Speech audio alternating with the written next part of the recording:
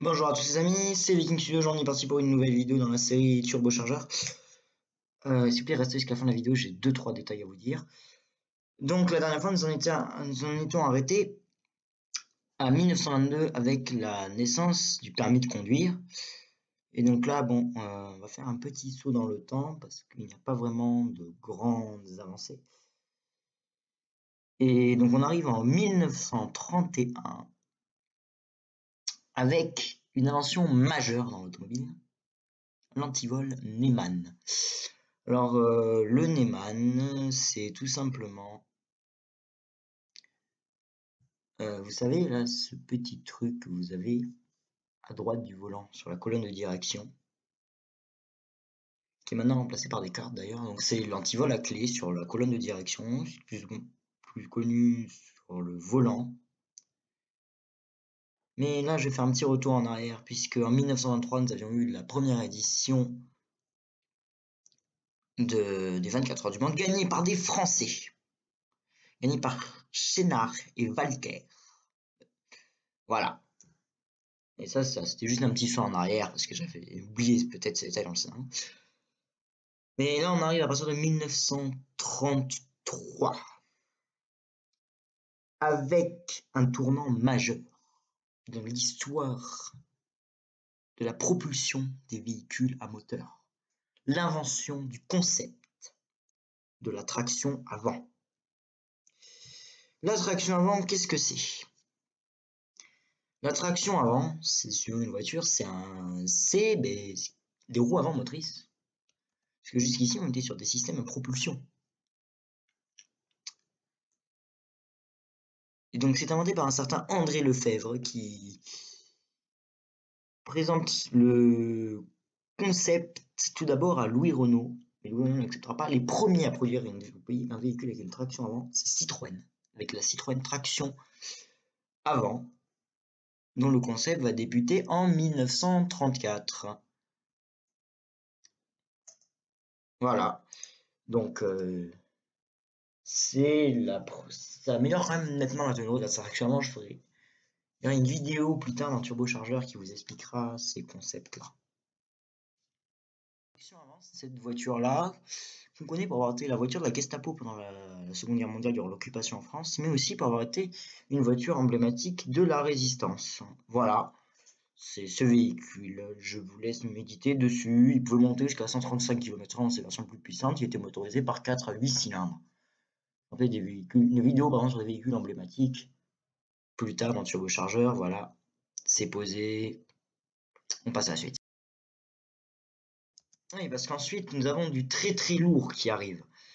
Puisque en 1934, on voit le début de l'aérodynamique dans le design automobile, lancé par Chrysler. Les Américains ne sont pas connus pour des véhicules sobres en carburant, mais c'est les premiers à avoir lancé l'aérodynamisme, ce qui est assez contradictoire.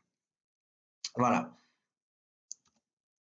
En 1946, nous avons une date importante, puisque c'est la mise en production et donc la commercialisation d'un véhicule emblématique, qui est le premier véhicule d'une marque aujourd'hui emblématique et disons, standing maintenant, de la Volkswagen Coccinelle, premier véhicule de Volkswagen, qui même s'il avait été conçu sous les ordres d'Hitler, a séduit tout le monde, de par son prix tout à fait abordable, et bah voilà, le fait que c'est une voiture excellente. La suite. Et donc là, nous avons une flopée de dates, avec en 1949, la victoire de Ferrari aux 24 heures du Mans, et la première Ferrari de tourisme, la Ferrari 166S, avec un moteur V12 de 2 litres. C'est quand même petit pour un V12, hein. Aujourd'hui, un V12, on est sur du 4, 5, 6 litres, voire plus, hein. En 1949, Porsche présente la Porsche 356. C'est la troisième voiture de la marque Porsche, puisque avant il devait y en avoir eu d'autres, mais qui sont beaucoup moins connus, puisque Porsche s'est vraiment lancé avec la 356 Les deux modèles précédents étant des prototypes qui ont surtout sévi en course. En 1953 apparaît la première voiture de sport américaine, la Chevrolet Corvette C1. Il faut savoir que depuis, sur les Corvettes, on a atteint la C7 au moins, voilà. Et en 1954, Mercedes-Benz invente l'ouverture de porte en papillon, qui est une grande innovation stylistique surtout, sur la Mercedes-Benz 300 SL. En 1962, on voit l'apparition du moteur central arrière sur ce qui est devenu par la suite la Matra Jet, qui était d'abord produite par René Bonnet. Alors cette voiture, je ne la montre pas parce que elle aura droit à une vidéo spéciale puisqu'elle a servi dans quelque chose de particulier en France. Ensuite, il y a le premier choc pétrolier. Alors ce n'est pas une grande date de l'automobile, mais il est important de le mentionner parce que le choc pétrolier a, comment dire, fortement modifié, le premier du moins, le secteur automobile. Il lui a fait mal. En 1974, Volkswagen, qui cherche à se renouveler puisque la coccinelle ne suffit plus, lance la Volkswagen Golf, qui est toujours produite aujourd'hui sous de nouveaux modèles, qui est une voiture séduisante et fonctionnelle. Et en 1979, un nouveau choc pétrolier. Voilà. Parce que c'est à nouveau la merde au Moyen-Orient. Voilà. Parce que la nationalisation du Canada du Sud avait causé déjà quelques problèmes par un choc pétrolier. En 1973, les guerres au Moyen-Orient causent un choc pétrolier. Et en 1979, on a encore droit à un choc pétrolier parce que c'est la merde au Moyen-Orient. Alors ensuite, nous arrivons dans un tournant essentiellement technologique, puisqu'en 1990, on a le premier système dans une voiture de type GPS. Et en 1997, c'est là que ça commence, eh bien, on voit apparaître les premiers véhicules hybrides permettant ainsi de diminuer la consommation en carburant. Et par exemple, un exemple très connu, puisque c'est sans doute une des plus célèbres, la Toyota Prius. Et oui, c'est une des premières hybrides et c'est une des plus connues probablement. Ensuite, en 2004, Renault lance sa sous-marque, entre guillemets, Dacia, avec la Logan, qui en fait est une marque low cost, pour diminuer les prix. Et on a, à partir de 2004, alors là, le design des voitures change.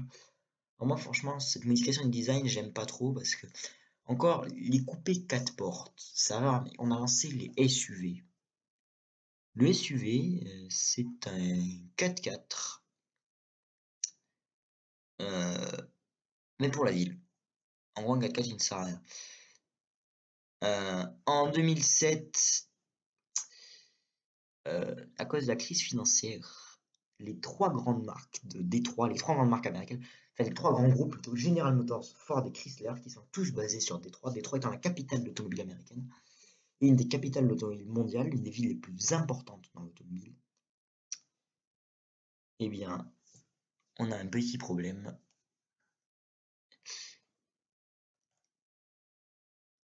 Ils font plus ou moins faillite. En 2009, la Venturi Buckeye Bullet 2, alors je ne considère pas vraiment ça comme une voiture au vu de sa gueule. D'ailleurs, je ne la montre pas, je la montrerai dans les véhicules de l'extrême si je fais cette vidéo un jour. Qui bat le record pour un véhicule électrique alimenté par une pile à combustible. 487 km/h, c'est le premier véhicule électrique à franchir la barre symbolique des 300 miles/h. Je signale que pour les voitures type route, Bugatti a récemment franchi cette barre. Voilà, je poste ça là. Et en 2010, une évolution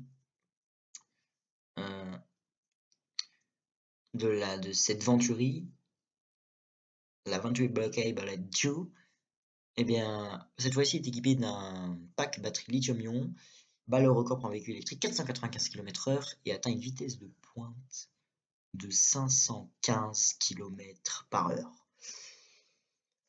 J'annonce ça maintenant, on est arrivé à la fin des grandes dates de l'automobile. Parce que depuis, même s'il y a eu des avancées, c'est l'actualité, donc ce ne sont plus des grandes dates.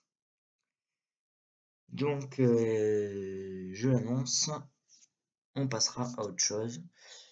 Et alors, je modifie le système de vote pour les nouvelles séries vidéo. Je lance. Voilà, cette fois-ci, on va lancer des cycles de vidéos. C'est-à-dire que je vous ferai voter sur Insta au début d'un cycle. Là, par exemple, on vient de finir un cycle, donc vous voterez. Donc, il y aura ou turbochargeur, un nouveau truc. Je dis pas quoi. Ou un YTP. Ou critique de rap, malheureusement, je ne ferai pas parce que j'ai eu des problèmes pour la précédente. Donc, turbochargeur, un YTP. Les chroniques, Kezako, ou un tout nouveau format que je ne dévoile pas. Voilà. Voilà, c'était tout pour cette vidéo. Donc, allez me suivre sur Insta, je vous le mets en description. Voilà. Abonnez-vous, mettez des pouces bleus. Et c'était Viking Studio, je vous dis à bientôt dans une prochaine vidéo.